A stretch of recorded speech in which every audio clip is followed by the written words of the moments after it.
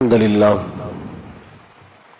نحمده ونستعينه ونستغفره ونعوذ بالله من شرور أنفسنا ومن سيئات أعمالنا من يهده الله فلا مضل له ومن يضلل فلا هادي له وأشهد أن لا إله إلا الله وحده لا شريك له وأشهد أن محمدا عبده ورسوله يا أيها الناس اتقوا ربكم الذي خلقكم من نفس واحدة وخلق منها زوجها وبث منهما رجالا كثيرا ونساء واتقوا الله الذي تساءلون به والأرحام إن الله كان عليكم رقيبا يا أيها الذين آمنوا اتقوا الله حق تقاته ولا تموتن إلا وأنتم مسلمون يا أيها الذين آمنوا اتقوا الله وقولوا قولا سديدا يصلح لكم أعمالكم ويغفر لكم ذنوبكم ومن يطع الله ورسوله فقد فاز فوزا عظيما أما بعد فإن أصدق الحديث كتاب الله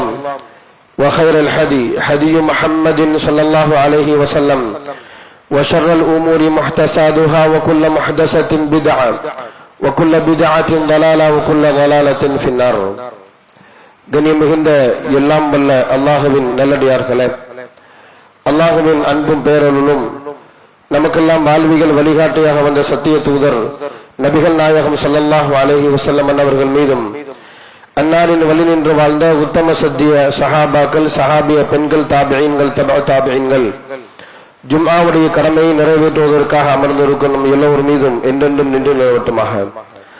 அல்லாஹ் ரப்பல் ஆலமீன் யாருக்கு நலவை நாடுகிறானோ அவர்களுக்கு மார்க்க ஞானத்தை வழங்குவான் என நபிகள் நாயகம் ஸல்லல்லாஹு அலைஹி வஸல்லம் அவர்களுடைய வாக்குறுதிக்கு இணங்க ஜும்ஆவுடைய உரையின் வாயிலாக மார்க்க செய்திகளை தெரிந்து கொள்ள வேண்டும் என்கின்ற உயரிய நோக்கத்தோடு நாம் எல்லாம் இங்கே அமர்ந்திருக்கின்றோம்.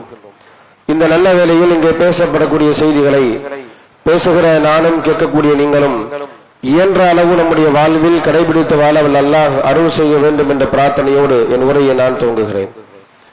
அல்லாஹ்வின் நல்லடியார்களே, உலகத்தில் இறைவனால் படைக்கப்பட்ட எல்லா மனிதனுடைய வாழ்க்கையிலும் அல்லாஹ் ரப்பல் ஆலமீன் ஏராளமான சோதனைகளை அல்லாஹ் ஏற்படுத்துவான்.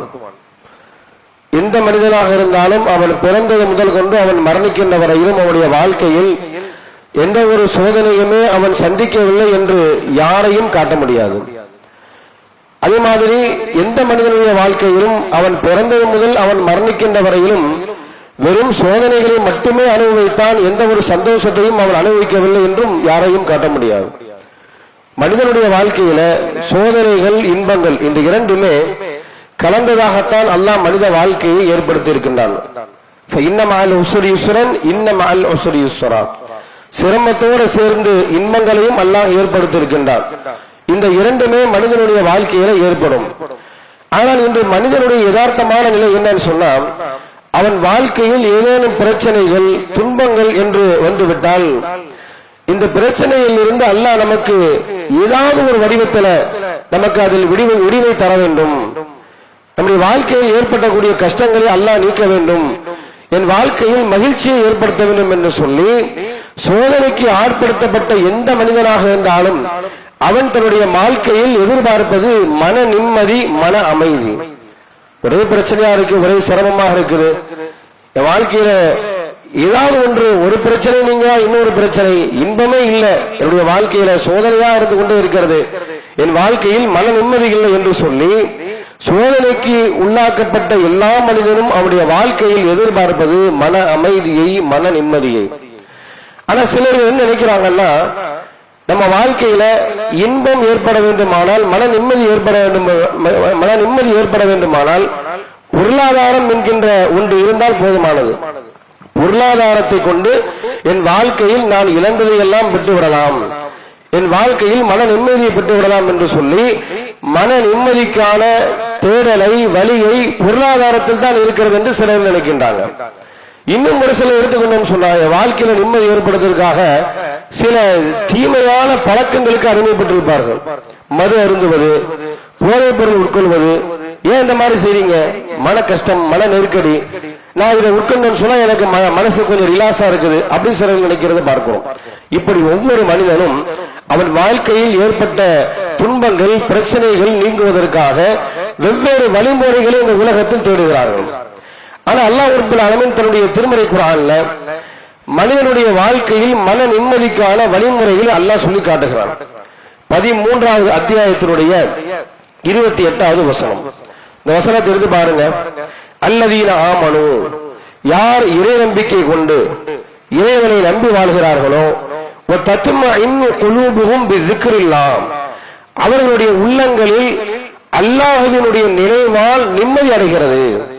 யார் அல்லாஹ்வை நம்பி வாழ்கிறார்களோ அவருடைய வாழ்க்கையில மன நிம்மதி எதில் இருக்குன்னு அல்லாஹ் சொன்னான்னா, தத்மஇன்னு குலூபுஹும் பிذிக்ரில்லாஹ், இறைவனுடைய திக்ரில் தான் அவர்களுக்கு நிம்மதி இருக்கிறது என்று சொல்லிவிட்டு அல்லாஹ் திரும்பவும் அதே கருத்தை வலியுறுத்துகிறான்.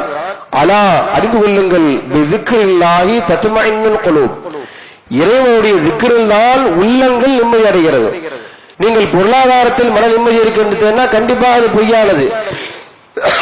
உலகத்தில் இன்ன பிற இன்பங்களில் இன்ன பிற விஷயங்களில் தான் மன நிம்மதி இருக்கிறது என்று நீங்கள் நினைத்தால் அதுவும் பொய்யானது.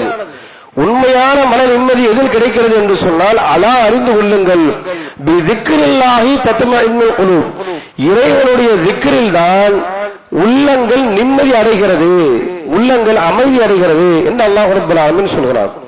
அப்ப திக்ரில் தான் அல்லாஹ்வுடைய அந்த மனிதனுடைய உள்ளங்கள் நிம்மதி அடைகிறது என்று சொன்னால், திக்ர்னா என்ன? எந்த திக்ரு? இன்னைக்கு திக்ர் என்று சொன்னாலே பெரும்பாலான இஸ்லாமியருடைய சிந்தனையில் வருவது இறைவனை புகழக்கூடிய ஒரு சில வார்த்தைகள், அதுதான் திக்ரு. இன்னும் ஒரு சிலர்கள் இஸ்லாத்திற்கு மாற்றமாக, குர்ஆன் ஹதீஸுக்கு மாற்றமாக திக்ருன்னு சொன்னா சில வார்த்தைகளை மொத்தமாக சுத்தி அமர்ந்து கொண்டு சப்தமாக கையை கோர்த்து கொண்டு ஆடி ஆடி திக்ரு செய்வது, சத்தம் போடுறது, ஆ ஊ என்று சொல்வது, அதான் திக்ரு அப்படின்னு சிலர்கள் விளங்கி வச்சிருக்கிறாங்க. திக்ர் என்று சொன்னால் இறைவனை புகழக்கூடிய சில வார்த்தைகளை துதிப்பதும் திக்ர் என்பதில் மாற்று கருத்து இல்லை. ஆனா சில திக்ர்னா என்னன்னு நினைக்கிறாங்கன்னா, மொத்தமா ஒரு 10 பேர் கூடி உட்கார்ந்து ஹல்கான்னு சொல்லுவாங்க, அதுக்கு பேரு கையை கோர்த்து கொண்டு அல்லாஹ்வுடைய பேரை துதிக்கிறங்கிற பேர்ல இறைவனுடைய பெயர்களை சுருக்கி கொண்டு அல்லாஹ் என்று சொன்ன அல்லாஹூன்னா ஹூ அப்படின்னு சொல்லி திக்ருங்கிற பேர்ல சில இஸ்லாத்துக்கு முரணான காரியங்களை செய்யறாங்க. அதற்கும் இஸ்லாத்துக்கு எந்த தொடர்பும் இல்லை. அது இறைவனுடைய சாபத்தை பெற்று தரும், மன நெருக்கடியை பெற்று தரும், கண்டிப்பாக அது நிம்மதியை பெற்று தராது. அப்ப திக்ர்னா என்ன அப்படின்னு சொன்னா, திக்ர் என்கின்ற வார்த்தைக்கு பல அர்த்தங்கள் இருக்குது. கொஞ்சம் உள்ள நெருங்கி வந்துருங்க. தொழுக நேரத்துல வரிசையை சரி பண்ணிக்கிறோம். வெளியே நிக்கிறாங்க, உள்ள நெருங்கி வாங்க. முன் வரிசையில் நெருங்கி வந்துருங்க, உள்ள வந்துருங்க. திக்ருங்கிற வார்த்தைக்கு பல்வேறு அர்த்தங்கள் இருக்குது. திருக்குர்ஆன்ல அல்லாஹ் பல்வேறு இடங்கள்ல திக்ர் என்கின்ற வார்த்தையை பயன்படுத்துகிறான். அதுல ஒரு சில இடங்கள் அல்லாஹ் திக்ர் அப்படிங்கிற வார்த்தை எதற்கு பயன்படுத்துறான்னா, அவனுடைய வேதம் திருமறை குர்ஆன், குர்ஆன் இருக்குது, அதுவும் திக்ர்னு அல்லாஹ் சொல்றான். திருமறை குர்ஆன் 21 அத்தியாயத்தினுடைய 50வது வசனம். அந்த வசனத்துக்கு எடுத்து பாருங்க. வஹாதா திக்ருன் முபாரக்குன், இது இறைவனுடைய பாக்கியம் பொருந்திய அந்த வேதமாக இருக்கிறது. அன்சல்னா, அதை நாமே இறக்கினோம். அஃஅன்தும் லஹு முன்கிரூன், இதையா நீங்கள் மறுக்கிறீர்கள்? திருமறை குர்ஆன்ங்கிறது அல்லாஹ்வுடைய பாக்கியம் பொருந்திய வேதம் அப்படிங்கிற வார்த்தையை அல்லாஹ் பயன்படுத்தும் போது வஹாதா திக்ருன், இது திக்ர் என்று அல்லாஹ் சொல்றான். திருமறை குர்ஆனை அல்லாஹ் திக்ர், அல்லாஹ்வுடைய வேதத்திற்கு அல்லாஹ் பயன்படுத்தக்கூடிய வார்த்தை திக்ர் என்று அல்லாஹ் சொல்கின்றான். அது மாதிரி இந்த குர்ஆனை நாளை பாதுகாப்பேன் என்று அல்லாஹ் சொல்லும் பொழுது இன்னா நஹ்னு நஸல்னா திக்ர வ இன்னா லஹு லஹாஃபிதூன், இந்த குர்ஆனை நாமே அருளினோம், அதை நாமே பாதுகாப்போம். அப்ப அந்த இடத்துல அல்லாஹ் குர்ஆனுக்கு திக்ர்னு சொல்றான். இன்னா நஹ்னு நஸல்னா திக்ர, இந்த திக்ரை நானே உங்களுக்கு அருளினோம், இதை நாமே பாதுகாப்போம் அல்லாஹ் சொல்றான். அப்ப குர்ஆன் என்கிற இந்த வார்த்தைக்கு பகரமாக திக்ருங்கிற வார்த்தையை அல்லாஹ் பயன்படுத்துகிறான். அப்படியானால் யார் குர்ஆனை புரட்டுகிறார்களோ, திருமறை குர்ஆனை படிக்கின்றார்களோ, அதை அர்த்தம் உணர்ந்து அதனுடைய கருத்தை விளங்கி யார் ஓதுகிறார்களோ, இந்த திக்ரும் மனிதனுடைய வாழ்க்கையில மன நிம்மதி ஏற்படுத்தும். மன நிம்மதிக்கான வழியை குர்ஆன் சொல்லும் பொழுது அல்லாஹ்வுடைய நினைவுன்னு சொல்லுது. அல்லாஹ்வுடைய நினைவின் ஒட்டுமொத்த வடிவமாக குர்ஆன் இருக்கிறது. இந்த குர்ஆனோடு யார் அதிகமான தொடர்பை ஏற்படுத்திக் கொள்கிறார்களோ, யார் குர்ஆனை அதிகமாக ஓதுகிறார்களோ, அவருடைய அர்த்தம் விளங்கி யார் ஓதுகிறார்களோ, இவருடைய உள்ளத்தில் ஏற்படக்கூடிய சிரமங்களுக்கு இந்த குர்ஆன் என்பது, குர்ஆன் என்கின்ற இந்த திக்ர் என்பது அது நோய்க்கான நிவாரணியாக மருந்தாக இருக்கிறது. அல்லாஹ் இதை வேற ஒரு வசனத்தில் அல்லாஹ் சொல்லி காட்டுகின்ற பொழுது, யா அய்யுஹன்னாஸ், மக்களே, உலக மக்கள் எல்லா மனிதரும் கும்பிடுறான், எல்லா மனிதர்களையும் அல்லாஹ் அழைத்து சொல்லக்கூடிய செய்தி என்ன? கத் ஜாஅத்துக்கும் மௌஇலத்தும் மிர் ரப்பிக்கும், உங்களுடைய இறைவனிடத்திலிருந்து உங்களுக்கு ஒரு அழகான உபதேசம் வந்திருக்கிறது. வஷிஃபாஉல் லிமா ஃபிஸ் சுதூர், உள்ளங்களில் ஏற்படக்கூடிய அந்த நோய்க்கான நிவாரணி வந்திருக்கிறது. ஹுதன், நேர்வழி வந்திருக்கிறது. ரஹ்மத்துல் லில் முஃமினீன், முஃமின்களுக்கு அருளாக இருக்கிறது. குர்ஆன் குறித்த 4 தன்மைகளை அல்லாஹ் பேசுகிறான். இந்த குர்ஆன் குறித்த 4 தன்மைகளை சொல்லுகின்ற பொழுது அல்லாஹ் எப்படி மனிதர்களை அழைக்கிறான்னா, ஈமான் கொண்டவர்களே என்று அல்லாஹ் அழைக்கவில்லை. யா அய்யுஹன்னாஸ், ஒட்டுமொத்த மனித குலத்தை அல்லாஹ் அழைக்கிறான். ஏன்னா குர்ஆன்ங்கிறது மனித குலத்தின் வழிகாட்டி தானே. ஈமான் கொண்டவர்களுக்கு மட்டுமான வழிகாட்டி அல்லாஹ் சொல்லல, ஒட்டுமொத்த மனித குலத்தின் வழிகாட்டி. உதல்லின் நாஸ், இது மனித குலத்தின் வழிகாட்டி என்று சொல்கிறான். அந்த வார்த்தையை வலியுறுத்தக்கூடிய வகையில் அல்லாஹ் அழைக்கின்றான். யா அய்யுஹன்னாஸ், மக்களே, கத் ஜாஅத்துக்கும் மௌஇலா, உங்களுக்கு ஒரு அழகான உபதேசம் வந்திருக்கிறது.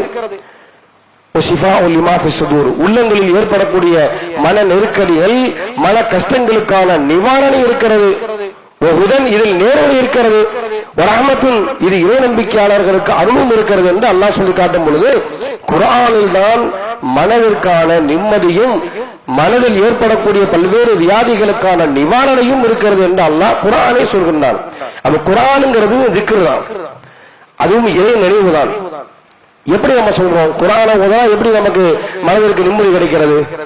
ஒரு ஆளுடைய வாழ்க்கையில பிரச்சனை, சிரமம், இந்த சிரமத்திற்கு ஆட்படுத்தப்பட்டவர் குர்ஆனை எடுத்து படிக்கும் பொழுது அவருடைய உள்ளத்துல ஒரு வகையான நிம்மதி ஏற்படுது. நம்ம சொல்றோம், இது எப்படி சும்மா சொல்றோமா என்று பார்த்தால் இல்லை.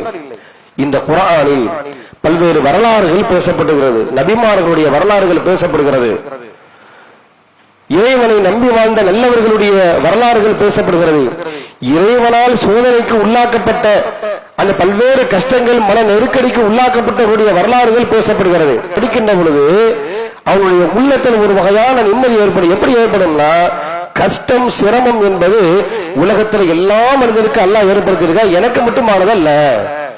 முதல்ல அல்லாஹ் அவனுக்கு விளங்கப்படுத்துறது என்னன்னா, எந்த மனிதனாக இருந்தால் அவருடைய வாழ்க்கையில சோதனை ஏற்படுங்கிறது அல்லாஹ் குர்ஆன்ல வெளிப்படுத்துறான். திருமறை குர்ஆன் சூரத்துல் பக்ரா எடுத்து பாருங்கள். நபுல் வன்னக்கும் பிஷையின் மினல் ஹௌஃபி வல் ஜூஇ வ நக்ஸின் மினல் அம்வாலி வல் அன்ஃபுஸி வத் ஸமராத், ஒரு வகையான சிரமங்களை கொண்டு, மன நெருக்கடியை கொண்டு, பயத்தை கொண்டு, பொருளாதாரத்தில் சோதனையை கொண்டு, உயிர் இழப்பை கொண்டு அல்லாஹ் மனிதர்களை சோதிப்பான். எல்லா மனுஷனையும் சோதிப்பான். அவனை ஏற்றுக்கொண்டவனையும் சோதிப்பான், அவனை ஏற்றுக்கொள்ளாதவனையும் சோதிப்பான். இந்த வசனத்தை எடுத்து பார்த்தா நமக்கு என்ன சொல்லுது? சோதனைக்கு உள்ளாக்கப்படக்கூடிய மனிதர்கள் இல்லாத உலகம் இல்லை, எல்லா மனிதனுக்கும் சோதனை இருக்குது. அப்படிங்கும் பொழுது முதல்ல அதனுடைய உள்ளத்துல என்ன ஏற்படும் சொன்னா, இது எனக்கு மட்டுமானதல்ல, எல்லா மனுஷனுக்கும் தான். ஒவ்வொரு மனிதனுடைய வாழ்க்கையை நம்ம அவரோட பேசி பழகும் பொழுது தெரியும், யாருக்கு தான் கஷ்டம் இல்ல, யாருக்கு தான் சிரமம் இல்ல. சிறு பிள்ளைகள் முதல் கொண்டு வயதானவர்கள் வரையிலும் எல்லா மனுஷனுடைய வாழ்க்கையிலும் சோதனை இருக்கும். நாம நினைக்கிறோம், சின்ன பிள்ளைகளை பார்த்து, சின்ன பிள்ளை இவனை மாதிரி இருக்கணுங்க, இந்த மாதிரி பிள்ளைகளுக்கு என்ன கஷ்டம், என்ன சிரமம், எதுவுமே இல்லை, ஜாலியா இருக்குதுங்க அப்படின்னு நம்ம நினைப்போம். ஆனா அந்த பிள்ளைகளுடைய வாழ்க்கையில ஏதாவது ஒரு சிரமம் இருக்கும். நம்மளுடைய பார்வையில் வேண்டுமானால் அதெல்லாம் ஒன்றுமில்லைன்னு நினைக்கலாம். ஆனா அந்த பிள்ளைகளுடைய பார்வையில இது சிரமம் தான், இது கஷ்டம் தான். ஆள் சின்ன பிள்ளைகளை வச்சு என்ன செஞ்சாரு? மார்க்க உபதேசம் பண்ணாராம். பண்ணும் பொழுது மறுமை நாளை பத்தி அவர் என்ன செய்யறாரு? பேசுறாரு. மறுமை நாளுங்கிறது எப்படிப்பட்டது? ஃபி யௌமின் கான மிக்தாரு 50 அல்ஃப ஸனா, 50,000 ஆண்டுகளுக்கு நிகரானது அப்படின்னு பேசுறாரு. இந்த உலக அழியக்கூடிய நாள் எப்படி இருக்கும், அந்த ஒரு நாளுங்கிறது 50,000 ஆண்டுகளுக்கு நிகரானது எல்லாம் பேசிக்கிட்டு இருக்கும்போது அதுல ஒரு பையன், அந்த நாள்ல ஸ்கூல்லாம் இருக்குமா இல்ல ஸ்கூல்லாம் லீவா இருக்குமா அல்லது ஸ்கூல் இருக்குமான்னு கேட்டானோ. அப்படி பத்தி பேசிக்கிட்டு இருக்கும்போது ஒரு சின்ன பிள்ளை எஞ்சி கேட்டானா, அசரத் நீங்க சொல்றீங்க எல்லாம் சரிதான், அந்த நாள்ல ஸ்கூல் இருக்குமா ஸ்கூல் இருக்காது. அவனுடைய கவலை என்னன்னா ஸ்கூலுக்கு போறது. அப்படி எதுக்கு சொல்றோம்னா, சின்ன பிள்ளைகளாக இருந்தாலும் அவரவருடைய வாழ்க்கையில் ஏதாவது ஒரு விஷயம் அவனுக்கு ஒரு சிரமமாக, அது மனதிற்கு கஷ்டம் தரக்கூடியதாக என்னத்தான் செய்வான்.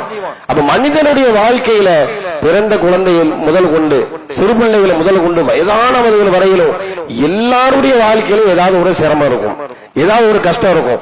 அப்ப குர்ஆனை தூக்கி படிக்கும் பொழுது முதல்ல அல்லாஹ் சொல்லக்கூடிய அட்வைஸ் என்னன்னா, மனிதன் சொன்னா கண்டிப்பா அவன் சோதிக்கப்படாமல் இல்லை, எல்லா மனிதனுக்கும் சோதிப்பு. அல்லது ஹலக்கல் மௌத்த வல் ஹயாத்த லியப்லுவக்கும் அய்யுக்கும் அஹ்ஸனு அமலா, இந்த உலகத்துல வாழ்வையும் மரணத்தையும் அல்லாஹ் ஏற்படுத்தியிருப்பது மனிதனை சோதிக்கிறதுக்காக அல்லாஹ் குர்ஆன்ல சொல்றானா இல்லையா? சோதனை இல்லாத மனுஷன் இல்ல. அப்ப சரி, எல்லாத்துக்கும் சோதனை இருக்குது அப்படிங்கிற ஒன்று. சோதனை எப்படி எதிர்கொள்வது? இந்த உலகத்துல நபிமார்கள் சோதிக்கப்பட்டாங்க, நபிமார்களோடு வாழ்ந்த நல்ல மக்கள் சோதிக்கப்பட்டாங்க, நபிமார்களின் மனைவி கூட சோதிக்கப்பட்டாங்க. இவங்க எல்லாம் சோதனை எப்படி எதிர்கொண்டாங்க? அவர்கள்லாம் விட நீங்க நாம நல்லவர்களா? இல்ல. சோதனை என்பது ஆளை பார்த்து விடுறது இல்லைங்க. நபிமார்களையும் அல்லாஹ் சோதிச்சிருக்காங்க, நாமளா ஏமாத்துறோம். அப்ப இன்றைக்கு ஒரு மனிதர் அவருடைய வாழ்க்கையில அவர் செய்யாத ஒன்றை செஞ்சதாக ஒரு அவதூறு சொல்லப்படுதுன்னு வைங்க, மனசுல ரொம்ப பெரிய ஒரு நெருக்கடி ஏற்படும். நான் செய்யாத ஒன்றை என் மேல கொண்டு போய் அபாண்டமா பழி போடுறாங்களே, இது அவனுடைய வாழ்க்கையில ஒரு மிகப்பெரிய மன நெருக்கடி ஏற்படுமா இல்லையா? ஏற்படுத்தும். அப்ப இப்படிப்பட்ட என்ன செய்யறாரு? குர்ஆனுக்கு படிக்கிறாரு. இது மாதிரி யாரெல்லாம் அவதூறு சொல்லப்பட்டிருக்கிறாங்க அப்படின்னு பார்க்கும் பொழுது அல்லாஹ் திருமறை குர்ஆன்ல சூரத்துல் நூர் என்கின்ற 24வது அத்தியாயத்துல அல்லாஹ் ரப்பல் ஆலமீன் ஆயிஷா ரலியல்லாஹு அவங்களுடைய அவதூறு சம்பந்தமாக பேசுகிறான். கற்பொழுக்கம் உள்ள ஒரு பெண்மணி, பத்தினி பெண், அந்த பெண் மீது அபாண்டம் போட்டாங்க, அவதூறு அள்ளி வீசினார்கள், செய்யாத குற்றத்தை செய்ததாக சொன்னார்கள். அப்ப இது எவ்வளவு பெரிய மன நெருக்கடியை நபியினுடைய குடும்பத்திற்கு ஏற்பட்டது. அல்லாஹ்வுடைய தூதர் மிகப்பெரிய அளவுல, அபூபக்கர் அவங்க ஒரு பக்கம் மன கஷ்டத்துல இருக்கிறாங்க, ஆயிஷா அவர்கள் மன நெருக்கடியில் இருக்கிறாங்க. எந்த அளவிற்குன்னா அல்லாஹ் இந்த நெருக்கடி தொடர்பாக அல்லாஹ் குர்ஆன்ல சொல்லும் பொழுது, இன்னல்லதீன ஜாஉ பில் இஃப்கி உஸ்பத்தும் மின்கும், ஒரு கூட்டம் அந்த அவதூறு பேசுவதில் ஈடுபட்டார்கள். இப்படி எல்லாம் அவதூறு பேசுறாங்க இல்லையா? லா தஹ்சபூஹு ஷர்ருல் லக்கும், இந்த மாதிரி எல்லாம் என் மீது அவதூறு சொல்லப்படுது அப்படிங்கறது நீங்க ஒரு பெரிய சிரமமாக நீங்க நினைக்காதீங்க, இது கஷ்டமா நீங்க நினைக்காதீங்க. பல் ஹுவ கைருல் லக்கும், அது உங்களுக்கு சிறந்தது அல்லாஹ் சொல்றான். மன நெருக்கடி ஏற்பட்டிருக்கு, அது நல்லதுன்னு அல்லாஹ் சொல்றான். அதை நீங்க சிரமம் நினைக்காதீங்க, கஷ்டம் நினைக்காதீங்க, அதுல உங்களுக்கு ஏராளமான நலவு இருக்கிறது. இது என்ன நலவு இருக்கிறது? பொதுவாக அல்லாஹ்வுடைய தூதர் சொல்றாங்க, யாருடைய வாழ்க்கையில் சிரமம் சோதனைகள் ஏற்படுகிறதோ அவருக்கு அல்லாஹ் நலவை நாடி இருக்கிறார் அர்த்தம். மை யுரிதில்லாஹு பிஹி கைரன் யுஸிபு மின்ஹு, அல்லாஹ் தன்னுடைய அல்லாஹ்வுடைய தூதர் சொல்றாங்க, யாரு அல்லாஹ் நலவை நாடுகிறானோ அவரை தான் சோதிப்பான். எல்லா மனுஷனும் அல்லாஹ் சோதிக்க மாட்டான். யாருக்காவது ஒரு சோதனை ஏற்படுதுன்னா முதல்ல அவர் அதை எப்படி எதிர்கொள்ளணும்னா, என் வாழ்க்கையில எதுவும் நல்லது நடக்க போகுது அப்படின்னு நினைச்சோம்னா மன நெருக்கடி ஏற்படுமா? மன கஷ்டம் ஏற்படுமா? அல்லாஹ் அதை பிரதிபலிக்கிறான் பாருங்க. லா தஹ்சபூஹு ஷர்ருல் லக்கும், இந்த மாதிரிலாம் அவதூறு பேசுறாங்களே அப்படின்னு நீங்க மன நெருக்கடிக்குள்ளாகி ஒரு மிகப்பெரிய தீமை வந்து விட்டதோ நீங்க நினைக்காதீங்க. பல் ஹுவ கைருல் லக்கும், அது உங்களுக்கு நல்லது, அது சிறந்தது அல்லாஹ் சொல்றான். எப்படி சிறந்தா இருந்துச்சு தெரியுமா? ஆயிஷா ரலியல்லாஹு அன்ஹா அவர்கள் ஒரு கற்பொழுக்கம் உள்ள ஒரு கற்பு தூய்மையான ஒரு பெண் என்பதை அல்லாஹ் உலக மக்களுக்கு பறைசாற்றுவதற்கு ஒரு சோதனை ஏற்படுத்தலாம். இந்த மாதிரியான ஒரு அவதூறு எல்லாம் வராட்டா இப்படிப்பட்ட ஒரு செய்தி உலக மக்களுக்கு சொல்லியிருக்க மாட்டான். ஆயிஷா என்பவள் கற்பொழுக்கம் உள்ளவர். நபியினுடைய மனைவிமார்கள் எல்லோரும் சஹாபிய பெண்கள் பெரும்பாலானவங்க, எல்லா பெண்களுமே கற்பொழுக்கம் உள்ளவர்கள், அதெல்லாம் மாட்டுக்கிறது இல்ல. ஆனா பிரத்யேகமாக அல்லாஹ் ஒரு பெண்மணியை இவள் கற்பொழுக்கம் உள்ளவள் என்று உலக மக்களுக்கு சொல்லணும்னா அதற்கான காரணத்தை எல்லாம் ஏற்படுத்துதா, சோதனை ஏற்படுத்துறா. இல்லாத ஒன்றை அவர் செய்யாத ஒரு அவதூறு, இது அல்லாஹ் ஏற்பாடு. அவதூறு சொல்லப்படுது. ஆயிஷா நாயகி கதறி அழுகிறாங்க, அல்லாஹ்வுடைய தூதரை நீங்க தப்பு செஞ்சீங்கன்னா உண்மையிலே அல்லாஹ்ட்ட நீங்க தௌபா செய்யுங்கன்னு சொல்றாங்க. இப்படியெல்லாம் ஒரு நிலைமை ஏற்பட்ட பிறகு அல்லாஹ் ரப்பல் ஆலமீன் அவள் ஒரு தூய்மையான பெண் என்பதை திருமறை குர்ஆன் மூலமாக பறைசாட்டுகிறார். மாத்திரமல்ல, யார் ஒருவர் கற்பொழுக்கம் உள்ள ஒரு பத்தினி பெண் மீது அவதூறை வேண்டும் என்று இட்டுக்கட்டி சொல்கிறார்களோ அதற்கான சாட்சியங்களை அவர்கள் கொண்டு வராத போது அவர்களுக்கு 80 கசையறி கொடுங்க. அவர்களுடைய சாட்சியத்தை அதற்கு பிறகு ஒருபொழுதும் நீங்கள் ஏற்றுக்கொள்ளாதீர்கள், அவர்கள் பொய்யர்கள் என்கின்ற செய்தியெல்லாம் இந்த ஒரு ஆயிஷா நாயகி அவர்களுக்கு ஏற்பட்ட இந்த மன நெருக்கடியின் மூலமாக உலக மக்களுக்கு அல்லாஹ் பறைசாட்டுகிறான். இதை படிக்கும்போது என்ன ஆகும்? அதாவது தூய்மையான நபியினுடைய மனைவிகளை விட்டு வைக்கவில்லையே, நாமெல்லாம் ஏமாத்துறோம் அப்படின்னு ஒரு பெண்மணி, ஒரு ஆணோ ஒரு பெண்ணோ கற்பொழுக்கம் உள்ள ஒருவர் அவர் மீது ஏற்படுத்தக்கூடிய அந்த ஒரு அபாண்டம், ஒரு அவதூறின் பொழுது அவர் குர்ஆனை படிக்கிறாரு, குர்ஆனை எடுத்து ஓதுகிறார், சூரத்துல் நூரை ஓதுகிறார், அவதூறு சம்பந்தமான வசனங்களை ஓதுகிறார். இது என்ன ஆகுனா அவருடைய மனதிற்கு ஒரு நிம்மதி ஏற்படுத்தும். நாமெல்லாம் ஏமாத்திராம சாதாரண மனிதர்கள், தூய்மையானவர்கள் மீது இவ்வளவு பெரிய அபாடங்கள் போடப்பட்டிருக்கின்ற பொழுது நம்மெல்லாம் ஏமாத்தணும் நினைக்கும் பொழுது இவருக்கு ஏற்பட்ட சோதனை ஒண்ணுமே இல்லைன்னு ஆயிடுது. பொதுவாக ஒரு மனிதர் அவருடைய சோதனையை அவரை விட அதிகமாக சோதிக்கப்பட்டவருடைய சோதனைகளோடு ஒப்பிட்டு பார்க்கும்போது இது ஒண்ணுமே ஆயிடும். அப்படிதான் குர்ஆன் சொல்லுகிறது. நபிகள் நாயகம் ஸல்லல்லாஹு அலைஹி வஸல்லம் ஏராளமான சோதனைகள் அந்த சமுதாய மக்களால் ஏற்பட்டது அல்லாஹ்வுடைய தூதருக்கு. எந்த அளவிற்குன்னா ஒரு கட்டத்துல அல்லாஹ்வுடைய தூதர் இப்படியெல்லாம் அந்த சமுதாய மக்கள் நம்ம தூதரை நம்புறதற்கு இவ்வளவு நெருக்கடிகளை கொடுக்கறாங்கன்னு சொல்லி நினைக்கிறாங்க. அல்லாஹ் சொல்லி காட்டுகிறான், யஸ்அலுக அஹ்லுல் கிதாப், வேதக்காரர்கள் உங்களிடத்துல கேட்கிறாங்க, வேதக்காரர்கள் உங்களை நபியாக நம்புவதற்கு அவங்க எதிர்பார்க்கிறது தெரியுமா? அன் துனஸ்ஸல அலைஹிம் கிதாபம் மினஸ் ஸமா, வானத்திலிருந்து வேதம் நேரடியாக இறங்கணும். அத முகமது உங்களுடைய கையால நீங்க வாங்கணும், அதை நாங்க எங்களுடைய கண்கூடா பார்க்கணும் அப்படின்னு சொன்னாங்க. வேறக்காரர்களுடைய எதிர்பார்ப்பு, உங்களை தூதரா நம்பணுமா? நீங்க திடீர்னு ஒண்ணுமே இல்லாத சாதாரண மனிதரா உட்கார்ந்து இருக்கிறீங்க, திடீர்னு எனக்கு அல்லாஹ்ட்ட இருந்து செய்தி வருது, நான் அல்லாஹ்வுடைய தூதர்னு சொல்றீங்க, அதை எப்படி நம்புறது? நாங்கள் உங்களை தூதராக நம்ப வேண்டுமானால் நீங்க எந்த வேதம் உங்களுக்கு வழங்கப்பட்டிருக்கிறதாக இறைவனிடத்திலிருந்து வருவதாக சொல்கிறீர்களோ அந்த வேதம் வானில் இருந்து இறங்குவதை நாங்கள் கண்கூடாக பார்க்கணும். நாங்க ரசூலுல்லாஹ் எவ்வளவு பெரிய மன நெருக்கடி ஏற்பட்டிருக்கும். இப்படி எல்லாம் கேட்கிறாங்க, இல்ல நான் கொடுக்க முடியுமா, நடக்கிற காரியமா அப்படின்னு நினைக்கிறாங்க. மனதை ஒரு வகையான ஒரு சிரமத்தில் இருக்கிறாங்க. அல்லாஹ் சொல்றான், யஸ்அலுக அஹ்லுல் கிதாப் அன் துனஸ்ஸல அலைஹிம் கிதாபம் மினஸ் ஸமா, வானத்தில் இருந்து வேதம் இறங்குறத நாங்க பார்க்கணும், அது அப்படிதான் ஏற்றுக்கொள்வோம் என்று அவர்கள் சொல்வது உங்களுக்கு மன நெருக்கடி ஏற்படுத்தினால் ஃபகத் ஸஅலு மூஸா அக்பரு மின் தாலிக, மூஸாட்ட இதை விட கடுமையாலாம் கேட்டாங்க. அதை நீங்க நினைச்சு பாருங்க. அல்லாஹ்வுடைய தூதர் அவர்களுக்கு ஏற்பட்ட மன நெருக்கடியை எப்படி அவங்க சமாதானமானாங்கன்னா அல்லாஹ் அதை சமாதானமாகக்கூடிய வழியை சொல்லி காட்டுகிறான். மூசாவிடத்துல இதை விட பெருசு ஒண்ணு கேட்டாங்க. என்ன தெரியுமா? அரினல்லாஹ ஜஹரத்தன், அல்லாஹ்வையே நேரடியா பார்க்கணும்னு சொன்னாங்க. உங்க சமுதாயம் அப்படிலாம் ஒண்ணு கேட்கலையே, வேத நேரில் வர்றதுதான் பார்க்கணும்னு சொல்றாங்க. ஆனா மூசாட்ட அல்லாஹ்வின் எந்த அல்லாஹ் இருக்கிறான்னு சொல்றியோ, வணக்கத்துக்குரிய அவனை தவிர வேற கடவுள் இல்லைன்னு சொல்லி எந்த அல்லாஹ்வை சொல்கிறாயோ அந்த அல்லாஹ்வை கொண்டு நிப்பாட்டுக்கு நான் கண்கூடா பார்க்கணும்னு சொன்னான். அதோட உங்கள்கிட்ட கேட்கக்கூடிய இதை நீங்க ஒப்பிட்டு பாருங்க அப்படின்னு அல்லாஹ் என்ன செய்யறானா, ஒரு ஒப்பீட்டின் மூலமாக மனிதனுக்கு ஏற்படக்கூடிய சிரமங்கள், துன்பங்கள், கஷ்டங்கள், அது நமக்கு ஏற்பட்ட சிரமம் போது நம்ம விட அதிகமாக சோதனைக்கு உள்ளாக்கப்பட்டவர்களோடு நாம நினைச்சு பார்க்கும்போது நம்ம சோதனை ஒன்றுமே இல்லை. இதெல்லாம் எதன் மூலமாக கிடைக்கும்னா குர்ஆனை படிக்கின்ற மூலமாக கிடைக்கும். குர்ஆனை படிச்சு பாருங்க, குர்ஆனை ஓதுங்க. அது வெறுமனே அல்லாஹ் ரப்பல் ஆலமீன் வெறும் சடங்கு ரீதியாக இது மனதிற்கு ஏற்படக்கூடிய வியாதிகளுக்கான மருந்துன்னு வெறுமனே அல்லாஹ் குட்டாம்பகல சொல்லிட்டு போகல, அர்த்தத்தோடு அல்லாஹ் சொல்கிறான். அதை அர்த்தம் உணர்ந்து படித்தால் எவ்வளவு பெரிய சோதனைக்கு உள்ளாக்கப்பட்டவர்களும் சரி, எவ்வளவு பெரிய மன நெருக்கடிக்கு உள்ளாக்கப்பட்டவர்களும் சரி, இந்த குர்ஆனை படிப்பதன் மூலமாக அவருடைய வாழ்க்கையில் நிம்மதி ஏற்படுகிறது. அதனாலதான் அல்லாஹ்வுடைய தூதர் சொல்றாங்க, மஜ்தமஅ கௌமுன் பைத்துன் மின் புயூத்தில்லாஹ், எந்த ஒரு கூட்டம் அல்லாஹ்வுடைய வீடுகளில் இருந்து ஏதாவது ஒரு வீட்டில் பள்ளிவாசல்ல ஒன்று கூடி அமர்ந்து யத்லூன கிதாபல்லாஹ், அல்லாஹ்வுடைய வேதத்தை ஓதுகிறார்கள், வ யததாரஸூன பைனஹும், அதை சிலருக்கு சொல்லிக் கொள்கிறார்கள், ஒன்று குர்ஆனை ஓதுறாங்க, அது குர்ஆனை பற்றி உண்டான விளக்கத்தை கேட்கிறார்கள், குர்ஆனை ஓதி அர்த்தம் சொல்லி அது விளக்கப்படுகிறது பயான்களின் மூலமாக, அதை அமர்ந்து கேட்கின்றார்கள். இப்படி யார் செய்கிறார்களோ இல்லா நஸலத் அலைஹிமுஸ் ஸகீனா, அவர்கள் மீது அமைதி இறங்குகிறது. குர்ஆனை கேட்டா அமைதி இறங்கும், குர்ஆனை ஓதினால் அமைதி இறங்கும், குர்ஆனை அர்த்தம் உணர்ந்து படித்தால் மனதிற்கு அமைதி ஏற்படும். வ கஷியத்துஹுமுர் ரஹ்மா, அல்லாஹ்வுடைய ரஹ்மத்தும் அவர்களுக்கு ஏற்படுகிறது. வ ஹஃபத்துஹுமுல் மலாயிகா, வானவர்களும் சூழ்ந்து கொள்கிறார்கள். எவ்வளவு பெரிய சிறப்பு பாருங்க குர்ஆனை படிக்கிறதன் மூலமாக. நம்ம குர்ஆன்னா ரமலான் மட்டும்தான், ரமலான்ல உட்கார்ந்து குர்ஆனை ஓதுவோம், அதோட முடிஞ்சு போச்சு. அடுத்த ரமலான் பிறகு எப்ப பார்க்கப்படுது அப்பதான் குர்ஆனை தூக்குவோம்.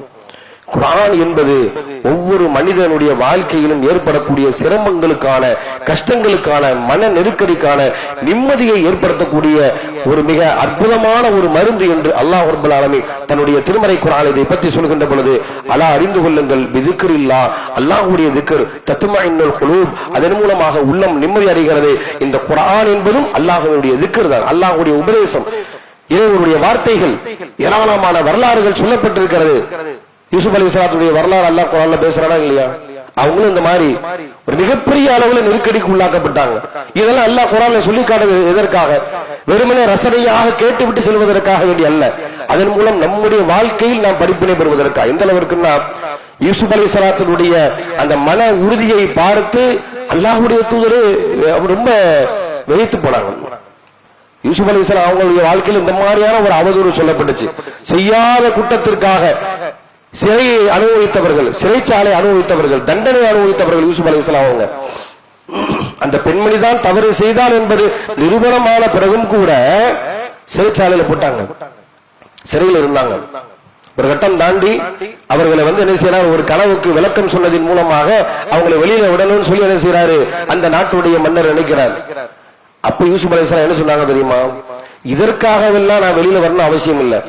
எந்த தவறை நான் செய்தேன் என்று என் மீது சொல்லப்பட்டதோ அவதூறு, அது இல்லை, நான் குற்றமற்றவன், நான் உண்மையாளன் என்று சொல்வதன் மூலமாக என்ன வெளியே அனுப்புக நான் போறேன். சும்மா கனவுக்கு விளக்கம் சொன்னீங்க, அதனால உங்களுக்கு விடுதலை, இந்த விடுதலையை நான் ஏற்றுக்கொள்ளவில்லை, நான் உள்ளே இருக்கிறேன்னு சொன்னாங்க. இது அல்லாஹ்வுடைய தூதர் சொல்றாங்க, யூசுப் அலைஹிஸ்ஸலாம் மன்னவர்களுக்கு கொடுக்கப்பட்ட வாய்ப்பு எனக்கு கொடுத்திருந்தா நான் வெளியில வந்திருப்பேன். ஏன்னா அந்த அளவுக்கு யூசுப் அலைஹிஸ்ஸலாம் அவங்க மன வலிமை மிக்கவர், மன உறுதி மிக்கவர், ஈமானிய உறுதி மிக்கவர் என்று அல்லாஹ் குர்ஆன்ல பேசுறான்னா, அப்ப எல்லா மனிதனுடைய வாழ்க்கையிலும் சோதனை ஏற்படத்தான் செய்யும், துன்பங்கள் ஏற்படும், மன நெருக்கடிகள் ஏற்படும், சிரமங்கள் ஏற்படும். இப்படிப்பட்ட சிரமங்களுக்கான அருமருந்து இறைவனின் திக்ர் என்று சொல்லப்படக்கூடிய திருமறை குர்ஆனுடைய போதனைகள், உபதேசங்கள், அதை ஓதுவதன் மூலமாக நம்முடைய வாழ்க்கைகளை அதை செயல்படுத்துவதன் மூலமாக மனதிற்கு நிம்மதி ஏற்படுகிறது. எந்த அளவிற்கு அல்லாஹ்வுடைய தூதர் சொல்றாங்கன்னா, இந்த குர்ஆனிய தொடர்பு இல்லைன்னா மனசுல நெருக்கடி ஏற்படும். வமன் அஅரத அன் திக்ரி, அல்லாஹ் குர்ஆன்ல சொல்லி காட்டுகிறான், யார் ஒருவர் என்னுடைய போதனை, என் திக்ரை புறக்கணிக்கின்றானோ, குர்ஆனுடைய போதனைகளை புறக்கணிக்கின்றானோ, அதை யார் செவிமடுக்கவில்லையோ, அதை யார் ஏறெடுத்தும் பார்க்கவில்லையோ, அதை யார் அர்த்தமுணர்ந்து படிக்கவில்லையோ, அதனுடைய போதனைகளை யார் கேட்டு தன்னுடைய வாழ்க்கையை செயல்படுத்தவில்லையோ, ஃபஇன்னலஹு மஈஷத்தன் தன்கா, நெருக்கடியான ஒரு வாழ்க்கை அவனுக்கு நான் கொடுத்து விடுவேன். நெருக்கடியான வார்த்தைன்னு சொன்னா அதுக்கு பல்வேறு விளக்கம் சொல்றாங்க. ஒன்று கபருடைய நெருக்கடி, கபருடைய அந்த வேதனை நெருக்கம், அல்லது உலக வாழ்க்கையிலே கூட நெருக்கம் ஏற்படும் என்று கூட சொல்றாங்க. மன நெருக்கடியான ஒரு வாழ்வை நாம் கொடுத்து விடுவோம் யாருக்கு, யார் என்னுடைய திக்கரை புறக்கணிக்கின்றானோ, குர்ஆனுடைய போதனைகளை புறக்கணிக்கின்றானோ, அவருடைய வாழ்க்கையில சிரமங்கள் ஏற்படும் என்கின்ற அளவில் கூட. இந்த அளவிற்கு அல்லாஹ்வுடைய தூதர் சொல்றாங்க, மஸலுல்லதி யذ்குரு ரப்பஹு வல்லதி லா யذ்குரு ரப்பஹு கமஸலில் ஹய்யி வல் மய்யித், யார் அல்லாஹ்வுடைய நினைவோடு இறைவனுடைய சிந்தனையோடு இந்த உலகத்தில் வாழுகிறார்களோ, யார் இறை சிந்தனை இல்லாமல் வாழ்கிறார்களோ, அவர்களுக்குள்ள உதாரணம் என்னன்னு சொன்னா கமஸலில் ஹய்யி வல் மய்யித், உயிர் உள்ளவனுக்கும் உயிர் அற்றவனுக்கும் உள்ள உதாரணம் சொன்னாங்க. யார் உயிரிருந்தும் இறை சிந்தனை இல்லாமல் இருக்கின்றார்களோ அவர்கள் உயிரிருந்தும் இல்லாதவர்களுக்கு சமம் என்பதாக நபிகள் நாயகம் ஸல்லல்லாஹு அலைஹி வஸல்லம் சொல்றாங்க. எனவே மனிதனுடைய வாழ்க்கையில நிம்மதி எதில் இருக்கிறது என்று குர்ஆன் சொல்கிறது, இறைவனுடைய அந்த திக்ரில் தான், அல்லாஹ்வுடைய போதனைகள் தான், இறைவனுடைய அந்த சிந்தனையில் தான் மனதிற்கான நெருக்கடி, மன நெருக்கடிகளுக்கான அந்த நிவாரணமும் மன நிம்மதியும் இருக்கிறது என்று அல்லாஹ் சொல்லிக்காடு. எனவே எல்லா நேரங்களிலும் சதாவும் அல்லாஹ்வை நினைவு கூர்ந்து குர்ஆனுடைய வசனங்களை ஓதி அதை தன்னுடைய வாழ்க்கையிலே செயல்படுத்த வேண்டும். அப்படிப்பட்ட நன்மக்களாக உள்ள இறைவன் உங்களையும் என்னையும் ஆக்கி அருள் புரிவானாக. வஆகிரு தஅவானா அல்ஹம்துலில்லாஹி ரப்பில் ஆலமீன். அஸ்ஸலாமு அலைக்கும்.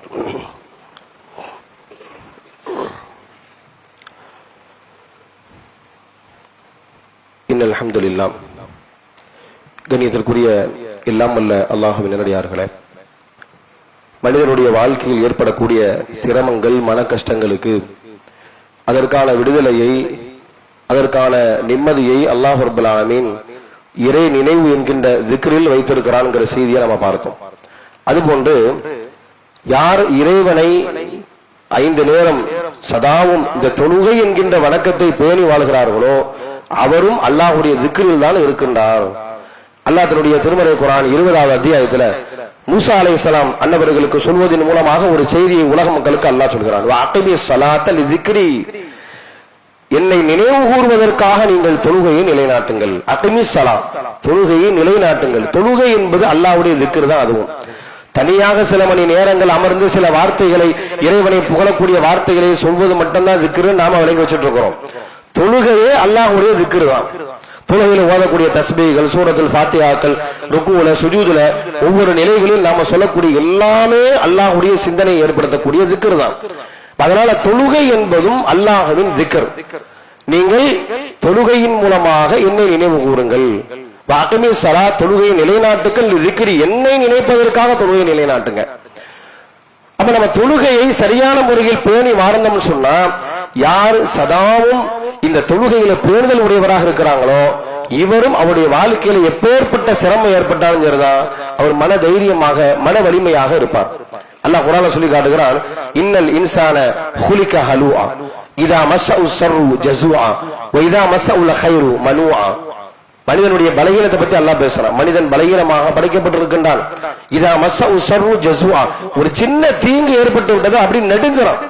எனக்கு வந்துருச்சு வரக்கூடாது, என்னமோ உலகத்தில் உள்ள எல்லா மனுஷரையும் விட்டுட்டு அல்லாஹ் இவனை மட்டுமே உற்று நோக்கிற மாதிரியே சில நேரத்தில் நமக்கு ஏற்படும் தெரியுமா? சில ஆட்களுக்கு ஏற்படக்கூடிய மன நெருக்கடி அவர் எப்படி நினைப்பாருன்னா, எல்லாமே எனக்கே தான் வந்துகிட்டு இருக்கு, அடிக்கு மேல அடி. என்ன நினைக்கிறாருன்னா, என்ன மட்டும்தான் அல்லாஹ் சோதிக்கிறான், இந்த உலகத்துல இவர் யாருக்குமே அந்த மாதிரி ஏற்படலன்னு நினைக்கிறாங்களா? இது அல்லாஹ் சொல்றான். இதா மஸ்ஸஹு ஷர்ரு ஜஸூஆ, ஒரு சின்ன ஒரு பிரச்சனை வந்துருச்சுன்னா அப்படியே நடுங்குறான். இதா மஸ்ஸஹுல் கைரு மனூஆ, ஒரு சின்ன நலவு அவனுக்கு ஏற்பட்டுவதுன்னு சொன்னா தனக்கு தானே தடுத்து வச்சுக்கிறான். அது யாரும் கொடுக்கறது இல்ல. நன்மையான காரியத்தை நல்லதை பகிர்வதில்லை. தனக்கு ஏதாவது இன்பம், தனக்கு ஏதாவது சந்தோஷம், அந்த சந்தோஷத்தின் மகிழ்ச்சியின் வெளிப்பாடாக அல்லாஹ்விற்கு நன்றி செலுத்தக்கூடிய வகையில நடக்கல. அதே நேரத்தில் ஏதாவது சிரமம்னா அப்படியே நடுங்குறான், ஒரு ஆள்கிட்டே போய் முறையிடுறான் அப்படின்னு அல்லாஹ் சொல்லிட்டு, இந்த நிலை இருக்குத, நன்மை வந்தா தடுத்துக்கிறது, தீமை வந்துச்சு பிரச்சனைன்னா எல்லாத்தையும் முறையிடுறது, இந்த நிலை இருக்குத, இது யாரிடத்தில் இருக்காதுன்னா இல்லல் முசல்லீன், தொழுகையாளிகள்கிட்ட இருக்காதுன்னு அல்லாஹ் சொல்றான். தொழுகையாளிட்ட எவ்வளவு பெரிய சிரமம் வந்தாலும் சரிதான், எவ்வளவு பெரிய மகிழ்ச்சியான ஒரு நிலை ஏற்படுத்தா ஒரே மாதிரி இருப்பார் அவரு. எப்படிப்பட்ட தொழுகையாளிகள்? அல்லதீனஹும் அலா ஸலாத்திஹிம் தாயிமூன், தொழுகையில் நிரந்தரமான தொழுகையாளிகள். வெறுமனே வெள்ளிக்கிழமை அடுத்த வெள்ளிக்கிழமை ஒரு ஆள் கிடையாது. அது ரமலான்ல மட்டும் அடுத்த ரமலான் பிறை பார்த்தோன்னு பள்ளிவாசலுக்கு வர பத்தி அல்லாஹ் பேசல. அல்லதீனஹும் அலா ஸலாத்திஹிம் தாயிமூன், தொழுகையை நிலையாக பேணக்கூடிய. தொழுகை என்பதும் அல்லாஹ்வின் நினைவை, இறைவனுடைய சிந்தனை ஏற்படுத்தக்கூடியது. அதாவது அல்லாஹ் சொல்றான், அக்மிஸ் ஸலா, தொழுகையை நிலைநாட்டுங்கள், லிதிக்ரி, என்னை நினைப்பதற்காக. தொழுகையிலும் அல்லாஹ்வை நினையுங்கள், எல்லா நேரத்திலும் இறைவனுடைய சிந்தனையோடு அல்லாஹ்வுடைய நினைவோடு இருங்கள். அதாவது அல்லாஹ்வுடைய தூதர் நபிகள் நாயகம் ஸல்லல்லாஹு அலைஹி வஸல்லம் அவர்களை பற்றி ஆயிஷா கிட்ட கேட்கிறாங்க. ஆயிஷா நாயகம் அவங்க சொல்றாங்க, அல்லாஹ்வுடைய தூதர் எல்லா நேரத்திலும் zikர்ல இருப்பாங்க. எதுக்குருல்லாஹ ஃபீ குல்லி அஹ்யானின், எல்லா நேரத்திலும் இறை சிந்தனை. இறை சிந்தனை இல்லாத நேரமே இல்லை அல்லாஹ்வுடைய தூதருடைய வாழ்க்கையை பொறுத்தவரை என்று நபிகள் நாயகம் ஸல்லல்லாஹு அலைஹி வஸல்லம் அவர்கள் எல்லா நேரத்திலும் அல்லாஹ்வை நினைவு கூர்ந்தார்கள் என்று அல்லாஹ்வுடைய தூதர் தொடர்பான செய்திகளை பார்க்கிறோம். எனவே ஒரு மனிதனுடைய சிரமங்கள், கஷ்டங்களில் இருந்து வெளிவருவதற்கு இஸ்லாம் சொல்லக்கூடிய தீர்வு, குர்ஆன் சொல்லக்கூடிய தீர்வு இறைவனின் திக்ர் என்று சொல்லக்கூடிய அல்லாஹ்வுடைய நினைவு. அந்த நினைவோடு நம்முடைய வாழ்வை அமைத்துக் கொண்டு அதோடைய மரணிக்க வேண்டும். அப்படிப்பட்ட நன்மக்களாக உள்ள இறைவன் உங்களையும் என்னையும் ஆக்கி அருள் புரிவானாக. வ ஆகிரு தஅவானா அல்ஹம்துலில்லாஹி ரப்பில் ஆலமீன். அஸ்ஸலாமு அலைக்கும்.